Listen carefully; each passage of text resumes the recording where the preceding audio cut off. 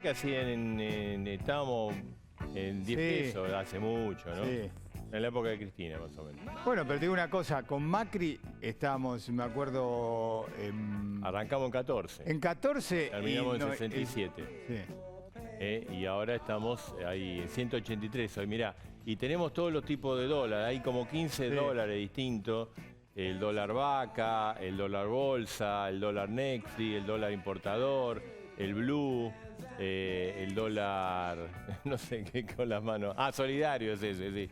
El dólar cereal, bueno. Y la gente, Marcelo, lo que quiere saber es qué va a pasar con el dólar. Sobre todo en un año electoral, porque siempre, no importa de qué se trate, cuando es un año electoral, el dólar se mueve y, la gente sufre. Y la pregunta es, ¿esto sube por qué? ¿Sube porque el gobierno está haciendo mal las cosas? ¿Sube porque Macri dejó una herencia terrible, dejó la deuda, el Fondo Monetario? ¿Esto es manejable? O sube por la inflación, sube porque no hay plan. Bueno, esto lo vamos a ir debatiendo. En un ratito está en los estudios ya Ricardo López Murphy y también Fernanda Vallejos en un debate, digamos, económico-político, ¿no? Porque se viene, obviamente, la economía, el dólar, todo eso no tiene que ver con la economía, tiene que ver con la situación política del país, ¿no? Sí, a ver, hoy hubo un pronunciamiento de Estados Unidos donde el panorama es duro con relación a la economía argentina, ¿no? Sobre todo con las perspectivas. En realidad, siempre es duro cuando nos analizan del exterior, sea Estados Unidos, sea la Unión Europea, siempre trazan un panorama de poca confianza, de que no saben qué va a pasar con la inflación en la Argentina, pero esto es cíclico. Lo vamos a debatir en instantes, ahí ya está Vallejo, ya está López Murphy, es un tema muy importante que tiene que ver con tu bolsillo, tiene que ver con tu futuro y obviamente lo vamos a tratar aquí en A Dos Voces, ¿no? Y también, bueno, hay en este momento no creo porque debe estar viendo el partido, ¿no? Alberto Fernández, pero hay de todo y hay un cierre de lista. Los primeros nombres parece ya definidos, pero hacia abajo. No, hacia abajo, mira, hay peleas, disputas en el oficialismo y en la oposición, porque como vos decís, todo se muestra en superficie. Por ejemplo, en el oficialismo, bueno, se sabe que Santoro, que está hoy con nosotros, más allá de la reserva que él pueda tener, va a encabezar la lista en Capital, señala que Tolosa Paz y Goyán, el ministro de Salud, van a encabezar la lista en la provincia de Buenos Aires, pero de ahí para abajo hay un lío bárbaro porque, claro, todo el mundo quiere saber qué dice. ¿Te acordás que habíamos hablado de la famosa carpeta de Máximo Kirchner? Todos quieren saber en esa carpeta dónde están ubicados, si están ubicados, y qué va a pasar con los intendentes. Pero te digo una cosa, Alberto Fernández, Cristina habló con él, se va a poner la campaña al hombro. Ayer se hizo la reunión, Alberto Fernández, Cristina, se desmintió después, pero la información que tenemos confirmada es que se hizo. Ella le dijo, vas a estar al frente de la campaña.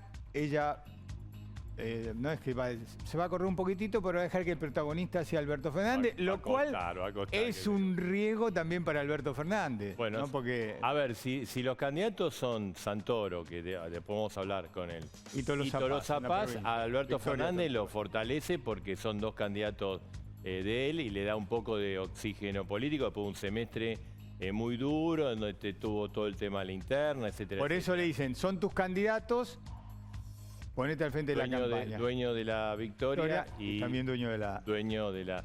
vamos a hablar, bueno, está Santoro, también está Martín Tetaz, ¿no? Una de las sorpresas, número 2 en Juntos por el Cambio. Ojo, en Juntos por el Cambio también... porque en el Frente para Todos hay una lista, pero la pelea entre el PRO y los radicales va a dejar heridos por todos lados. A último momento, Patricia Burrich, viste, quiso como decía, vamos, si no me dan esto, yo retiro el apoyo. Hubo una charla muy áspera con Horacio Rodríguez Larreta. Mañana Santilli va a estar. Está Del Caño también, que es digamos, la izquierda, se presenta en la provincia, primer candidato. Está viniendo Espermo. Bueno, vamos a hablar con todos. Ojo que uno dice, che, pero... Y mirá, todos los que están acá después deciden sobre el tema sanitario, sobre la vacuna, porque vas al Congreso, sobre los salarios, vale, sobre todas las cosas que a vos influyen. Por eso queremos tener todas las voces, todas las opiniones aquí a dos voces. Y si faltaba algo, Marcelo, era un lanzamiento de la figura de Santilli mostrando su pelo colorado. Si era lo que faltaba. Todo el mundo habló de eso, ¿no? Claro, bueno, lo que quieren es instalar el tema, como le dicen el Colorado del Colo. Mañana, a propósito de lo que dijiste vos, en el PRO dice, nadie tiene que sacar los pies del plato, ¿no? Como se dice en el peronismo, y le dicen a los radicales, después de la interna, estemos todos unidos. Temen a eso. Bueno, mañana van a estar todos en La Plata. Ya Garro, el intendente, armó la presentación de Santilli. Va a estar Patricia Bullrich, va a estar Larreta, va a estar Elisa Carrió, va a estar Pichetto, van a estar todos como diciendo, estamos todos unidos detrás de Santilli. Lo que hagan los radicales es otra cosa. Y Facundo Manes va a contragolpear, con una lista con figura, va a estar Stolbizer, va a estar Monzó también. Va a dejar muchos heridos esa interna, Marcelo. Sí, bueno, vamos a ver. Pero bueno, es así en la democracia, tampoco hay que llorar mucho, ¿no? Las pasos están para que haya interna. Ahora, en el medio de todo esto, el escándalo que pasó con Boca en Brasil, la derrota, el robo que le hicieron, que armó casi un conflicto diplomático, hasta que intervino Scioli, opinó si había burbuja o no burbuja. Lo concreto es que ahora el plantel de Boca ya llegó, hay 9 imputados, hubo una situación muy difícil. ¿Vamos a hablar con Chilaver? Sí, vamos a ver, que él es muy crítico de la Conmebol. Sí. A ver, José Luis Chilaver, buenas noches, ¿cómo estás? Hola Marcelo, Edgardo, es un placer. Un gran abrazo a la distancia. Bien, ¿cómo está? Decime, ¿lo chorearon a Boca en los 2 partidos? Bueno, la Conmebol metió mano, o sea, le robaron alevosamente en casa y de visitante. Pero esto a mí no me llama la atención. La mayor satisfacción de mi vida es que se haya hecho público. Si le roban a Boca Juniors, ¿qué le queda para el resto? ¿Qué es la Corrupgol? Y la Corrupgol hoy en día es manejado por Alejandro Domínguez y sus secuaces. ¿Quiénes son sus secuaces? Son todos los presidentes de cada asociación, porque cada uno de ellos reciben salarios altísimos. Domínguez recibe $44.000 por mes, Tapia debe recibir entre $30.000 y $35.000 por mes. Cada uno de los presidentes ocupa un cargo muy importante en una comisión en FIFA, donde se llevan 25.000 euros a 30.000 euros. Súmenle el salario de los dos. No hay ningún jugador en la Argentina, salvo 1 o 2 de River, que puede ganarse dinero mensualmente. Pero realmente el fondo de la cuestión, tienen que ustedes analizarlo ahí, es que, por ejemplo, en Brasil el que maneja el fútbol se llama Marco Polo del Nero. Una persona que está buscada por la justicia americana, como Brasil no permite la extradición de sus ciudadanos, sigue manejando la Confederación Brasileña de Fútbol. ¿Por qué digo esto? Porque es el cerebro, es el que manipula todo y es el jefe de Alejandro Domínguez. Marco Polo del Nero está sancionado de por vida por la FIFA y sigue manejando Brasil. Entonces hoy a mí no me llama la atención la actuación de que después de la Copa América que gana la Argentina, da la casualidad que todos los equipos brasileños de Copa Libertadores y Sudamericana han pasado, con ayuda, la mayoría con ayuda del VAR.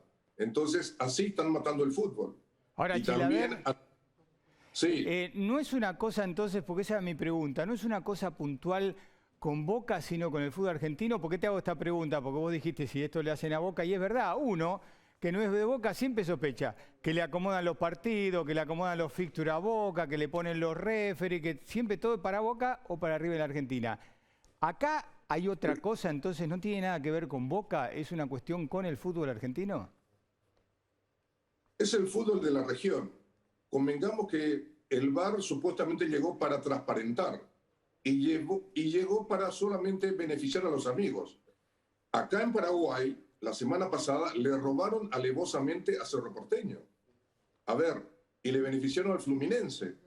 El jugador, cuando Boselli convierte el gol, había un jugador de Fluminense habilitando todo. Entonces, hoy, todo el mundo se fija solamente en las agresiones que generaron los jugadores de Boca Juniors. Mi solidaridad con todos los jugadores de Boca Juniors, con la entidad. Lo que deberían hacer los presidentes de los clubes ahí en la Argentina es unirse y protestar en conjunto en ayuda de lo que le pasó a Boca Juniors. ¿Por qué digo esto? Porque están matando el fútbol. No puede ser que estos personajes que nunca han jugado al fútbol manipulen de una manera alevosa. ¿Por qué digo esto? ¿Cuánto tiempo tarda el árbitro en pasar a mirar la cámara cuando le llaman la gente del VAR que están sentados delante de las computadoras? Mínimamente 5 minutos, 6 minutos. Analicen ustedes las cantidades de apuestas que hay en el mundo en esos 6 minutos. Y la mayor casa de apuesta deportiva es de la CONMEBOL, es Betfair. Entonces ahí hay que poner el ojo de la cuestión. Chila, porque en definitiva, así matan el fútbol. ¿Se durmió Riquelme? ¿No tenía que haber sido más política, más lobby en la CONMEBOL? ¿O Ameal, el presidente de Boca, se durmieron? No quiero hablar de Riquelme, solamente digo que si yo soy presidente de Boca Juniors, yo estaría en Brasil con la delegación. Es mi rol si soy presidente.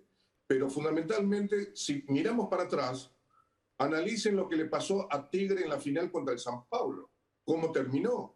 Con un escándalo pegándole de todo a los jugadores de Tigre en esa final. Y la CONMEBOL avalando, dándole la medalla a lo del São Paulo. Después, a nosotros, en el año, cuando jugamos la final contra el São Paulo, el chofer nos llevó a Vélez Sarsfield, donde estaban los barras bravas de São Paulo. Nos tiraron de todo, nos rompieron todo el ómnibus. O sea que ellos están acostumbrados a manejarse así. ¿Pero por qué? Porque tienen un padre de atrás que los maneja todo, porque Domínguez es un payaso de Marco Polo del Nero. Recuerden bien ese nombre. Y otro secreto que deben saber la gente del fútbol a nivel mundial, no solamente la región. Claro.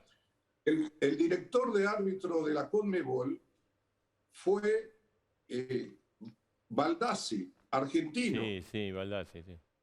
Y porque era hombre de Mauricio Macri, Domínguez, con la anuencia de Tapia, lo echan y lo meten a Wilson Ceneme, brasileño.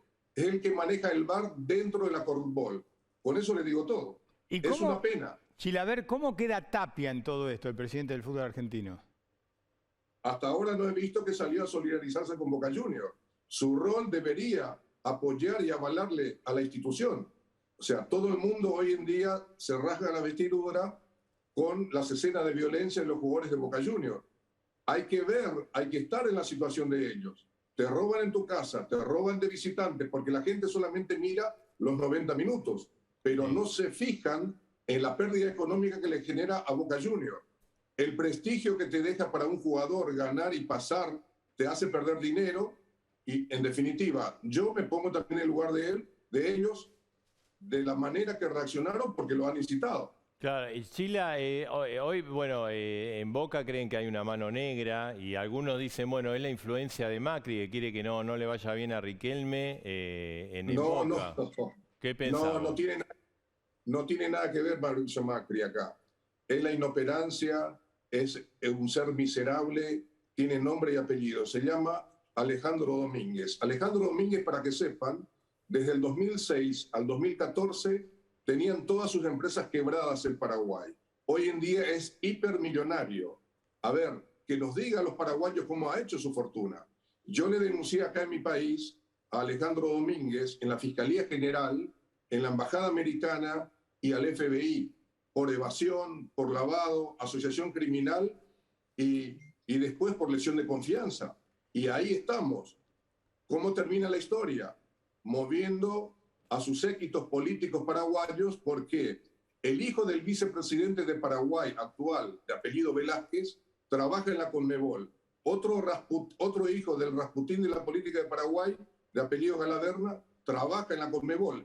Él tiene el apoyo político, pero vamos a ver cómo se defiende, cómo demuestra cómo incrementó su patrimonio ante la Embajada Americana y el FBI, claro. Porque él perteneció en el grupo, en la última etapa de Nicolás Leos, de Juan Ángel Naput, que está preso en Estados Unidos. Ahora, Chilaver, siempre fue sospechoso la dirigencia del fútbol sudamericano. Acordate antes cuando se llamaba Confederación Sudamericana de Fútbol, cuando Grondona tenía, viste, las manos puestas ahí, estaba, creo que era de Lucas, si no me equivoco, su hombre en la Confederación Sudamericana. Siempre hubo sospechas de la dirigencia del fútbol en la región.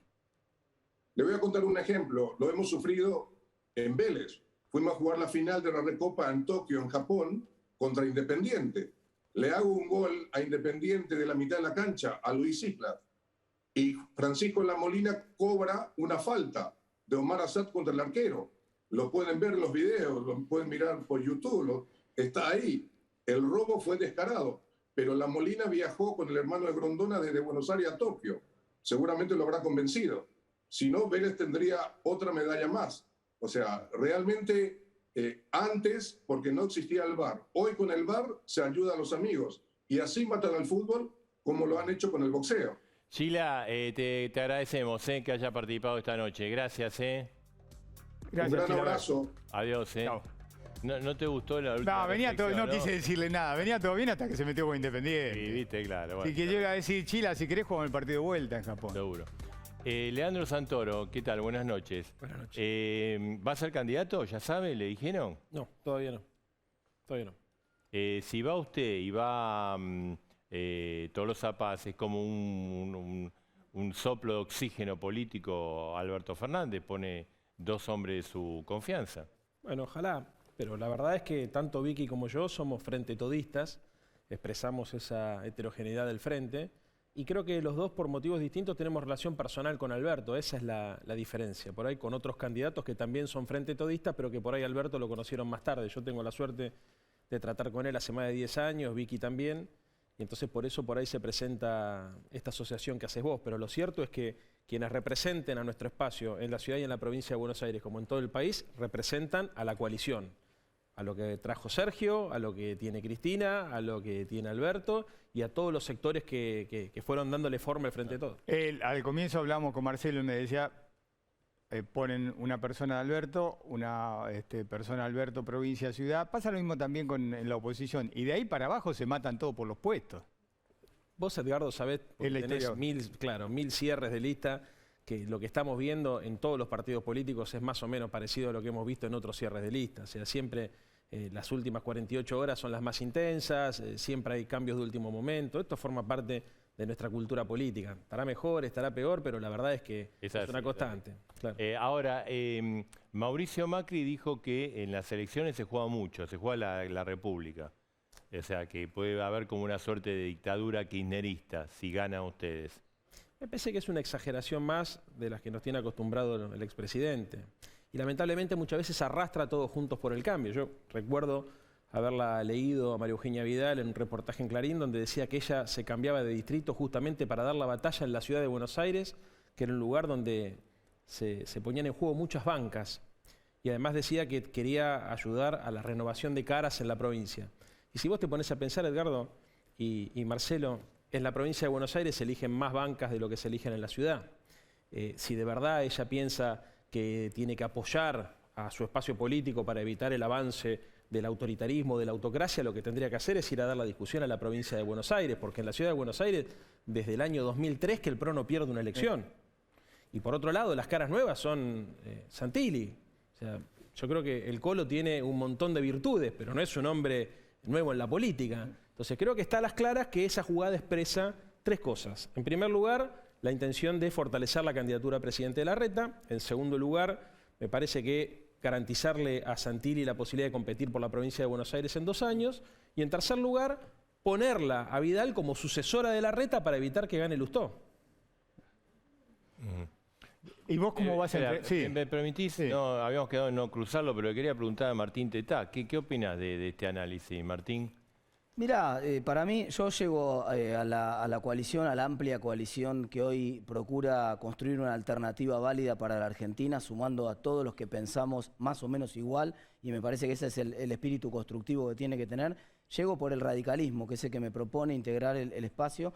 Sería una falta de respeto para mí opinar sobre cómo el otro partido que integra el espacio, que es el PRO, decide sus candidaturas. A mí me parece perfectamente legítimo que elija jugar sus mejores cuadros en el distrito en el cual es fuerte, y en lo personal a mí me conviene porque termino entrando a la política compartiendo una lista con el cuadro político más fuerte que tiene hoy Juntos por el Cambio en la ciudad de Buenos Aires. ¿Y qué opina de lo que está en juego en septiembre y en noviembre?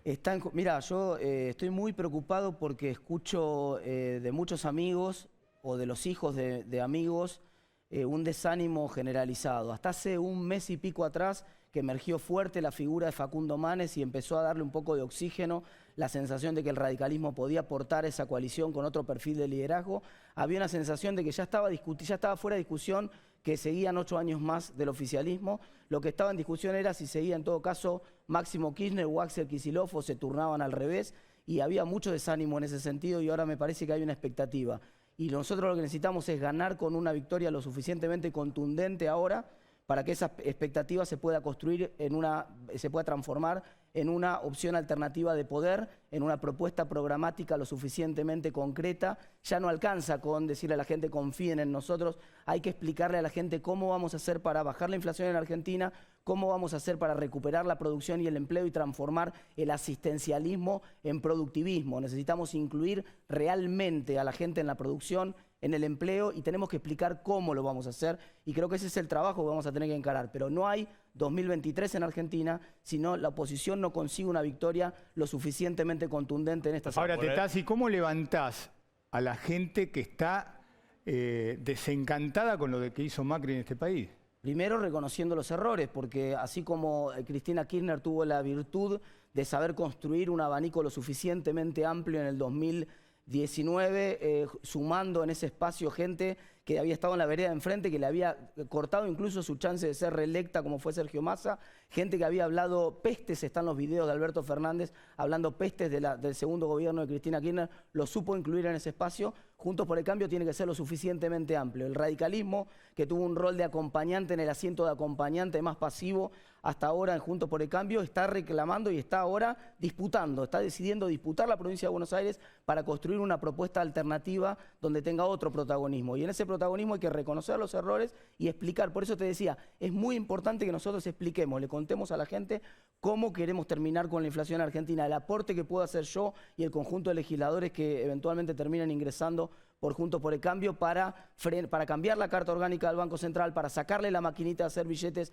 al presidente y frenar la inflación en Argentina definitivamente. Nicolás del Caño, vos sos candidato por la izquierda vos no confías ni en el Frente de Todos ni en Juntos. Bueno, mira, nosotros, Marcelo, hemos logrado que el Frente de Izquierda Unidad presente la alianza, agrupando a más del 80% de la izquierda clasista en la Argentina. Y por supuesto, ¿no? Lo que pasó bajo el gobierno de Macri está claro. Fueron 4 años que gobernó la derecha en el país, diciendo que bajándole impuestos a los grandes empresarios, dándole beneficios permanentemente, eso iba a traer una lluvia de inversiones, y lo que tuvimos fueron 4 millones de nuevos pobres, caída del empleo, mayor precarización laboral, ajuste a los jubilados y a las jubiladas. Y el gobierno del Frente de Todos llegó diciendo que iba a invertir las prioridades, que primero iban a estar los últimos, es decir, los sectores más perjudicados, más vulnerables, y eso no sucedió. Trabajadores, jubilados siguieron perdiendo. Recuerden ustedes, la promesa de Alberto Fernández dijo, si tengo que elegir entre los bancos y los jubilados, voy a elegir a los jubilados. Eso no pasó. Los bancos siguieron ganando, se multiplicaron los intereses que paga el Banco Central por las LELIQ a los bancos, y los jubilados perdieron. La primera medida que tomó el gobierno sin pandemia fue la suspensión de la movilidad jubilatoria, que en su momento fue un ajuste de 100.000 millones de pesos que aplicó el gobierno de Macri. Nosotros nos opusimos fuertemente, pero por primera vez le iba a dar un aumento por encima de la inflación a los jubilados y jubiladas. Bueno, ajuste en el 2020. La nueva movilidad jubilatoria que yo propuse en esa sesión, que tuviera una garantía por inflación para que no quedara por debajo, bueno, también a la baja. Jubilados y los bonos inclusive que dio el gobierno, por ejemplo, para alguien que cobra la mínima, la pérdida sin el bono era 9.000 pesos para un jubilado en estos 6 meses, ¿no? El ajuste son 50.000 millones de pesos a las jubiladas y jubilados. Bueno, mientras tanto, los patrones del campo tuvieron ganancias récord en lo que va del siglo. Del Caño, la izquierda está siendo protagonista de protestas contra el gobierno en la 9 de julio, en distintos lados. Ahora, ¿cómo evaluás vos a los sectores de izquierda que siguen enamorados con el kirchnerismo, con la figura de Cristina Kirchner? Bueno, creo que está a la vista, ¿no?, que lo que propusieron en campaña fue lo contrario a lo que sucedió en el gobierno, ¿no? Es decir, ustedes ven que Cavallo felicita a Guzmán por el ajuste fiscal que llevó adelante en este primer semestre.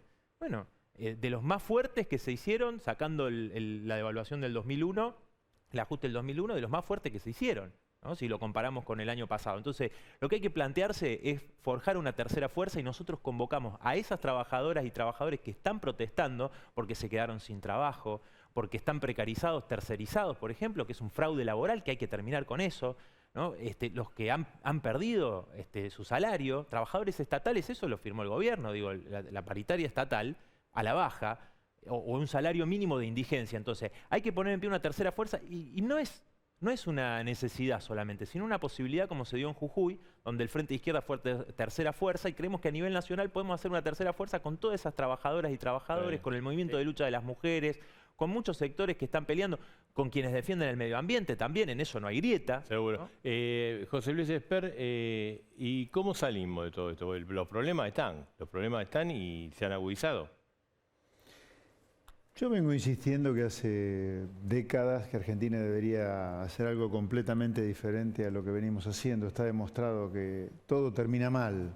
En los últimos 50 años hemos tenido 6 planes económicos y todos terminaron mal, todos. O sea, la efectividad en el fracaso es 100%. Me parece que eso da una muestra de que hay que hacer una cosa completamente diferente. Ahora, afortunadamente, esa cosa completamente diferente que hay que hacer ya está inventada. En el mundo se sabe qué es lo que funciona, lo que no funciona, lo que le hace bien a la gente y lo que le hace mal a la gente. Yo creo que hay que ir directamente a copiar lo que hace el mundo. Está todo inventado lo que funciona. No entiendo por qué nosotros nos negamos a copiar lo que hace el mundo. Pero ¿Qué es lo que hace el mundo? Es muy amplio copiar lo que hace el mundo. No es tan amplio. Yo te diría, el mundo no tiene esclavos impositivos como acá. El mundo tiene ciudadanos. Acá vos demolés a la gente de trabajo impuestos, los demolés al comerciante, al industrial, al monotributista, al autónomo, al empleado, los demolés a impuestos. Recientemente se ha creado un nuevo impuesto sobre los seguros de los autos, un delirio. Acá demolés a impuestos a los ciudadanos, acá no tenés ciudadanos, tenés esclavos impositivos.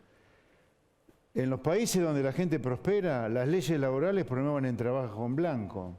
Acá tenemos 6 millones de trabajadores totalmente precarizados en negro.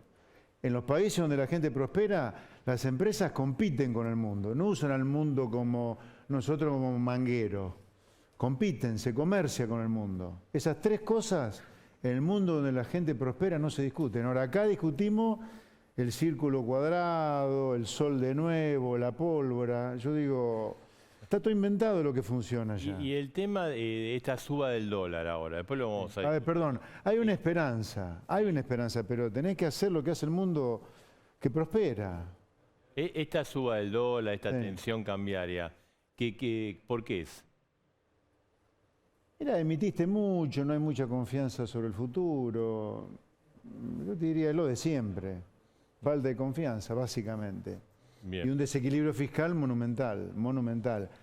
Desequilibrio fiscal que es exceso de gasto respecto de una recaudación que ha transformado a los ciudadanos de trabajo en esclavos impositivos, recuerdo. O sea, el tamaño del Estado ya ha llegado a un límite tan grande que ni siquiera alcanza con haber transformado a sus ciudadanos en esclavos impositivos, por lo menos los que están en blanco, ¿no? Que trabajan casi 7 meses de 12 para pagar impuestos solamente. Pero usted siempre fue abanderado de la reforma laboral. Lo que pasa que en su momento fue criticado porque una reforma laboral es peligrosa en la Argentina en el marco de la pobreza, de la falta de trabajo que hay. Porque una reforma laboral puede terminar sacando más trabajadores de la actividad en blanco. ¿Cómo? ¿Cómo una reforma laboral va a ennegrecer más el trabajo? ¿Cómo? Es imposible eso. O sea, si hay que hacer una reforma laboral es justamente para que haya más trabajo en blanco, no menos trabajo en blanco. Una reforma laboral que baje los costos laborales, una reforma laboral que no haga que el empresario sea agente de retención de los aportes sindicales, una reforma laboral que le ponga límite a la duración de los mandatos de los secretarios generales, una reforma laboral que elimine la doble indemnización por despido. Digamos, no veo por qué eso va a generar más trabajo en negro y no menos trabajo en negro, todo lo contrario creo yo. A ver, yo creo que nada de lo que hacemos funciona a la luz de cómo termina todo, ese es el punto. Bien. Lo que es increíble es que nosotros no seamos capaces de reflexionar sobre aquello que está claro que funciona y no funciona. Por ejemplo, no sé, la prohibición de exportar carne o las restricciones para exportar carne, la hizo este mismo gobierno hace 8 años.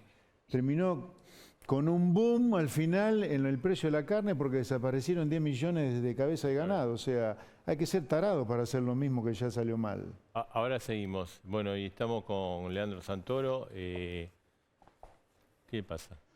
No, habíamos quedado en otro formato. Vos sabés, a ver, yo vengo siempre muy contento de este programa, me tratan como un caballero, lo digo en todos lados, pero mi situación es distinta por ahí a la de ellos, básicamente porque ellos ya han resuelto que son candidatos. Y yo acá estoy a 2 días de un cierre de lista y tengo que ser mucho más cuidado. Por eso quedamos no cruzarnos. No, porque vos pensás que la gente que está en casa, a ver, yo desarrollo una idea que tiene una línea, que es la que vos me propusiste, el tema de si está en peligro o no la República, después las opiniones se diversifican y yo quedo pintado. Entonces, pero dale. No, porque aparte son todas opiniones muy interesantes porque los tres son muy inteligentes y tienen muchas cosas para aportar al debate, pero no es mi situación no es la misma que la de ellos. No, te entendemos. Entonces es feo eso, esa es la cara, nada más. Igual. ¿Vos considerás que está en riesgo, volvemos al tema inicial que te habíamos planteado, ¿considerás que está en riesgo el sistema? No. Si gana el oficialismo. No, y yo creo que no puede ser que cuando ganamos nosotros la democracia esté en riesgo y solamente se garantiza la democracia cuando ganan ellos. Eso me parece una locura, le hace mal a la democracia. En ningún país del mundo el oficialismo tiene que explicar por qué quiere ganar, en ningún país del mundo. Me parece que la discusión, además, es más absurda cuando para defender la democracia y la república se cambian de distrito como se cambian de distrito, rompiendo el contrato electoral. Me parece que... ¿Y por qué, Leandro, el presidente no se expide respecto a lo que pasa? Quedamos yo no tengo problema, vos sabés que... Del debate lo vamos a hacer, no te preocupes. Claro, obvio. Yo he venido a discutir con Fernando Iglesias, que es de lo más duro que tienen ustedes para discutir, y vine contento y fue con respeto. No tengo problema. El tema es que mi posición es distinta a la de ellos. Yo estoy a 48 horas de un cierre de lista. Perfecto. Dale. Entonces, por eso lo habíamos acordado de antes. Sí. Y además tengo que ser muy cuidadoso porque hay muchas compañeras y muchos compañeros que también se están jugando cosas importantes y la sociedad tiene que saber cuál es nuestra mirada. En relación a lo que preguntaban ustedes, por último, yo creo que francamente la sociedad argentina sabe que nuestra democracia es imperfecta y que hay muchas cosas para mejorar, muchísimas cosas para mejorar.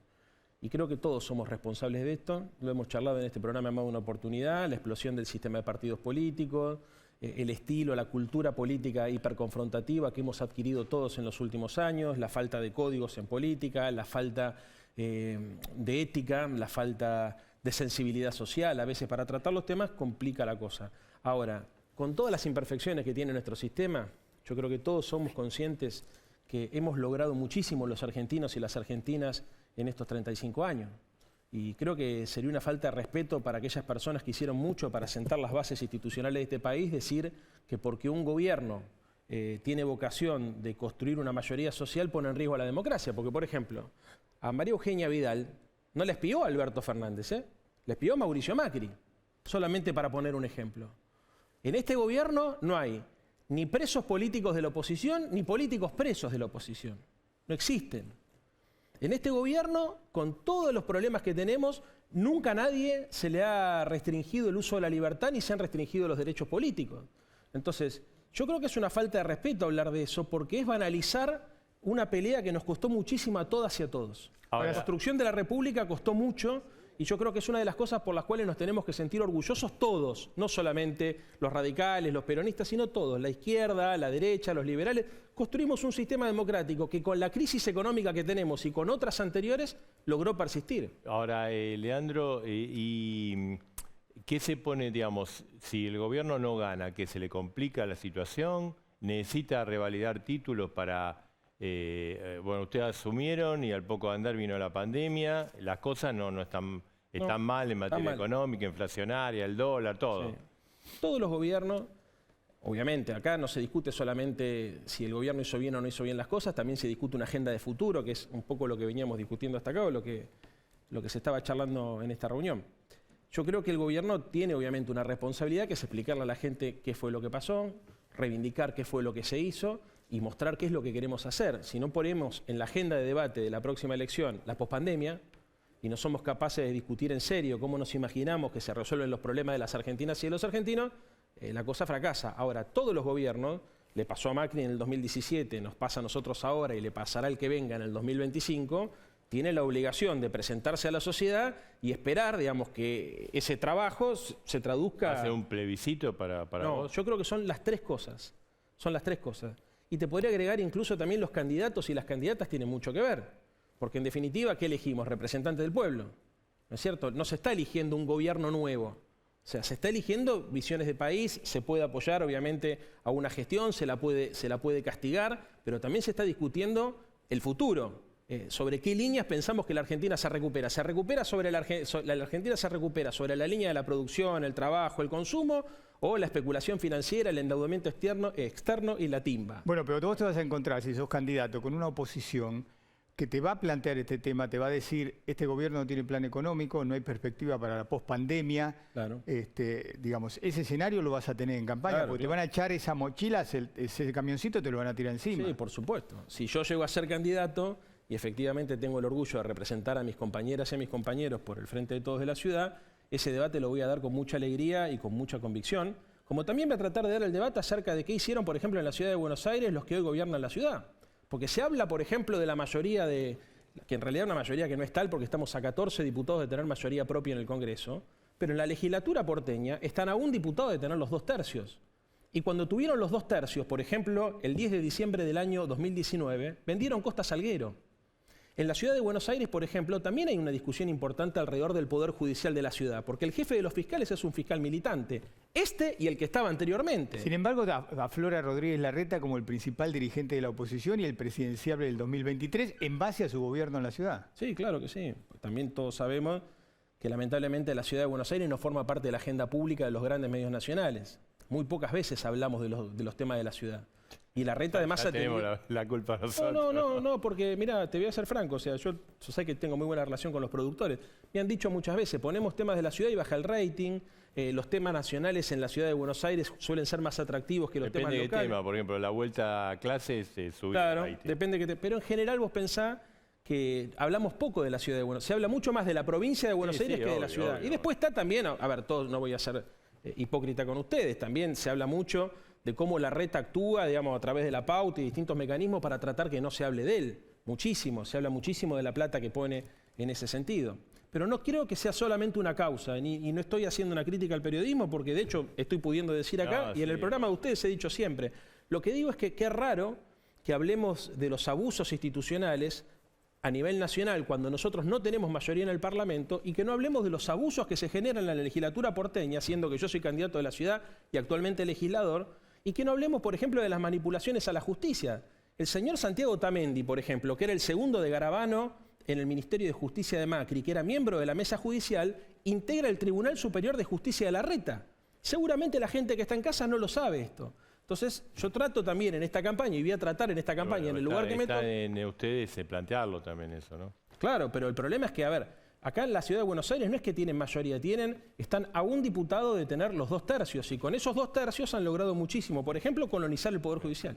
Leandro, gracias. Le vamos a tener seguramente ya como candidato. Vas a participar en el debate que vamos a organizar, Sí, ¿no? Si soy candidato, sí, porque además yo vengo muy contento acá, y los respeto mucho a ustedes, y lo digo en todos los programas. O sea, yo puedo decir acá todo lo que pienso, y siempre vengo muy contento y muy feliz. Bárbaro, gracias. Vamos a aclarar que el sábado vamos a tener un programa especial, que es el cierre de... porque lo que como decimos, cada 2 años cuando hay elecciones. Sí, no, pero acá, a ver, después los legisladores deciden sobre la sanidad, la ley, por ejemplo, de vacunas, votaron los legisladores, sobre la economía, sobre si tenés clases o no tenés clases. Así que es fundamental y eso lo vamos a debatir el sábado próximo. Así que te esperamos, si sos candidato. Si soy candidato, vengo. Seguramente Dale. lo será. Bueno, Martín, te saliste la vaina.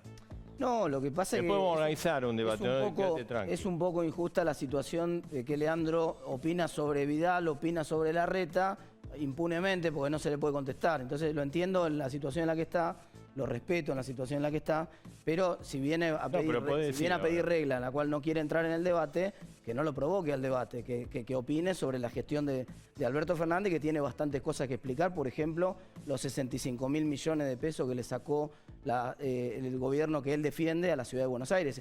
Va a ser legislador, va a ser candidato a diputado por la ciudad de Buenos Aires, vamos a ver cómo explica por qué le sacaron 65.000. Es difícil decir, le pido el voto a los porteños y yo defiendo un gobierno que le sacó 65.000 millones de pesos de recursos a la salud, a la educación y a las obras que no se pueden hacer ahora en la ciudad de Buenos Aires.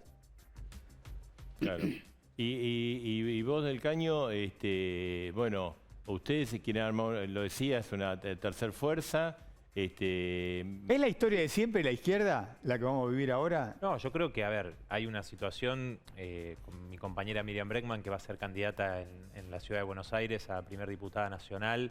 Lo conversábamos, digo, hay una situación de muchísimos sectores de trabajadoras y trabajadores que estamos acompañando permanentemente. Bueno, hoy, por ejemplo, hubo una gran caravana en la provincia de Mendoza de trabajadores de la salud. También los trabajadores y trabajadoras del Hospital Garrahan están en una dura pelea. Bueno, yo creo que el Frente de Izquierda tiene la tarea de poder emerger junto a todos esos sectores como una tercera fuerza, una tercera alternativa, porque digo, acá lo que hay que plantearse es que problemas inmediatos, por ejemplo, la gente que se quedó sin ingresos, ¿no? Muchos trabajadores informales, pequeños comerciantes, etcétera, afectados por la situación. Bueno, nosotros planteamos un IFE y que esos recursos ¿de dónde tienen que salir? De los recursos que van a los grandes bancos, de los recursos que se van en la deuda, ¿no? Una deuda que, recordemos, si se hace el acuerdo con el Fondo Monetario Internacional, que probablemente sea después de las elecciones que plantea el gobierno, más lo que se le paga a los acreedores privados, se te va todo lo que entra por las exportaciones. ¿Vos le temés a ese acuerdo? Porque una de las protestas de hoy fue contra el acuerdo. Bueno, el acuerdo, digo, todo lo que ha hecho hasta ahora Guzmán con el presupuesto 2021, nosotros les dijimos, mira, ya hay una segunda ola en Europa en octubre del año pasado, vos estás sacando todo el paquete COVID, el IFE, recortaron el presupuesto de salud, entonces, ¿qué hay que hacer? Eso en lo inmediato. Un gran plan de obras públicas para construir vivienda, otra de las cuestiones que emergió en la pandemia. ¿No? Faltan 1.300.000 viviendas que construir de cero en la Argentina. Hay un déficit habitacional de 3,5 millones de viviendas. Otra de las medidas, generar empleo, ¿no? Una es el plan de obras públicas. Otra, reducción de la jornada laboral, ¿no? Para repartir las horas de trabajo. Ahora, Del Caño, vos a los progresistas que apoyan a Cristina, que hay mucha gente, ¿no?, en los centros urbanos, ¿qué le diría? Porque... No, digo que hay mucha gente que nos dice... Es verso el progresismo. Hay mucha gente que nos viene a decir a nosotros, estamos decepcionados, estamos desencantados porque esperábamos otra cosa. Es decir, quien pregona la distribución del ingreso favorable a los sectores populares, a los trabajadores, y en el gobierno hace lo contrario, digo, porque lo que se ha visto hasta ahora ha sido que han seguido perdiendo los sectores populares. ¿Y vos estás desencantado o nunca te encantaste? No, nosotros somos de izquierda, digo, nosotros somos anticapitalistas, tenemos otra perspectiva, digo, sabíamos, y lo planteamos en la campaña del 2019, lo que dijo el Frente de Todos, Alberto Fernández, que iban a pagar una deuda que además es una deuda completamente ilegítima. Todo lo que entró en esa deuda fue para la fuga de capitales de los grandes grupos económicos. Nosotros dijimos, lo que hay que hacer es un desconocimiento soberano de esa deuda. Seguro. Porque si vos pagás una deuda que no contrajo el pueblo trabajador, fue todo para beneficiar a los grandes especuladores, bueno, eso implica ajustar al pueblo trabajador. Ellos decían, no, vamos a hacer las dos cosas. Vamos a beneficiar eso lo plantea Cristina, no quiere pagarle al fondo, digo, o quiere a 20 años. Plantean cómo renegociar. Eso le ganó. No, plantean cómo hacer una renegociación, pero mira, 10 años,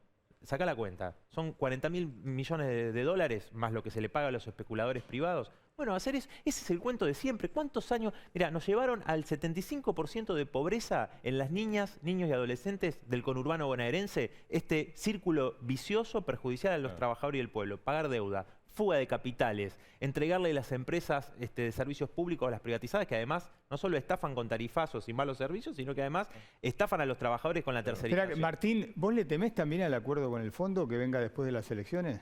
No, al contrario, ¿cómo le voy a temer a que la Argentina ordene sus problemas? Tiene que resolverlos porque tiene una deuda contraída que la tiene que regularizar y tiene que volver a tomar financiamiento normal en los mercados financieros y tiene que volver, ese acuerdo le va a permitir hacer el acuerdo después con el Club de París, le va a permitir a la Argentina entrar en el mundo con normalidad, que las empresas puedan tomar crédito para invertir en la Argentina. Al contrario, me parece que, y además me parece que lo razonable, que lo he destacado muchas veces, lo voy a hacer una vez más, me parece que Martín Guzmán es la reserva de racionalidad dentro del gobierno. El problema es que en el propio gobierno hay un montón de gente que lo limita, que le dice no negocie un acuerdo por 10 años, no, andá a buscar, si no a 20 años, entonces no. Entonces, digamos, me parece que tiene el famoso fuego amigo, ¿no? Le tiran de adentro del propio gobierno. Martín, ¿y cómo calificás a este gobierno de 1 a 10?